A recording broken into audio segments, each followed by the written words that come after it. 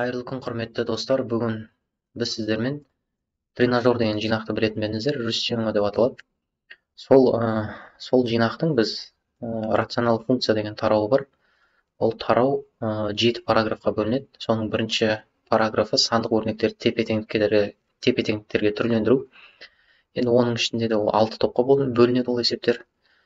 Сол бірінші тобының бірінші есебін қазір шығарамыз. Енді ол бізде амалдарды орындау. Амалдарды орындау болғанда да бізде бірінші не болып тұр бұл жерде? Ондық бөлшектермен көбіне. Енді мынау бірінші біз нені орындаймыз? Жақшаның ішін орындаймыз әрине. Дұрыс па? Жақшаның ішін орындаймыз.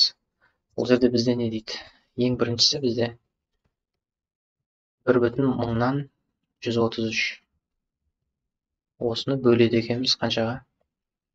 1/1-ге. Енді бұл жерде 1/1-ден қайырамыз. Демек 1-ден береміз. 1/1. Енді бұл жерде өтір тура дәлме-дәл тұр. Өтірді қоя саламыз. Азайтылатын 0 шығады. Енді 3 түседі. 3-тен кейін 3 1/1-ге жетпейді. Негізі өтір жоқ десеңіздер, мынаны 11-де бөлсеңіздер жетпейді, дұрыс па? Енді қайтадан 3-те түсіреміз. 2 сан қатар түскендіктен 0 жазылады бізде. Енді 11 болу үшін, мысалы 33 шығу үшін 11-ді қаншаға көбейтеміз? 3-ке көбейтеміз. Сол кезде бізде қанша шығады екен? 33 шығады. Бұл бізде сол кезде қанша? 0 шығып тұр. Демек, бізде бірінші амал бөлген кезде 1/103 шығады екен. Енді екінші амалымыз бізде.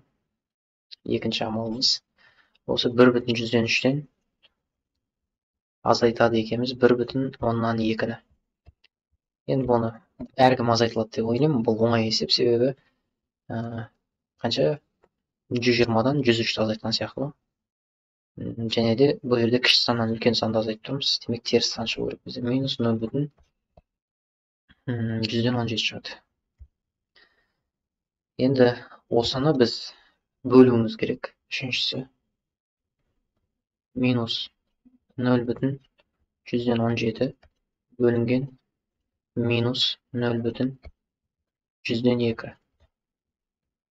Енді бұл жерде бөлетін болсақ, жай бөлшекке айналдырып бөлсек те болады. Немесе өтірден кейін 2 сан тұр ғой, өтірден кейін мысалы мынада да 2 сан тұр 0,2. Демек 17-ні 2-ге бөлеміз деген сияқты бұл жерде. 17-ні 2-ге бөлсек, 16-ны 2-ге бөлсек 8, 8/5 шығады, 8,5. Және де екеуі де бізде теріс сан, минус пен минус бөлгенде көбейткенде плюсті береді.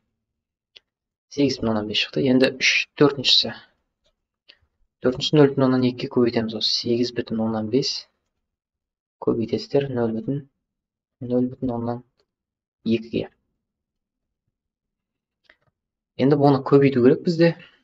Мысалға қарайтын болсақ, енді бұлай түсінейікші, напримерге 85-ті 2-ге көбейтіп жатырмыз деп түсінейік. 85-ті 2-ге көбейтсек, ол қанша шығады бізде? 170 шығады, дұрыс па?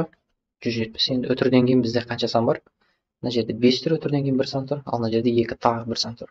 Соңынан бастағанда бізде 2 саннан қайыр жүреміз. 1/17 шығады екен. Демек 1/170 емес, 0-ды жазбай қойсақ болады.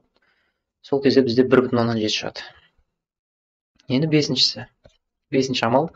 Мынау ең басында тұрған 3/17-ні 3/17-ден азайтасыздар 1/17-ні.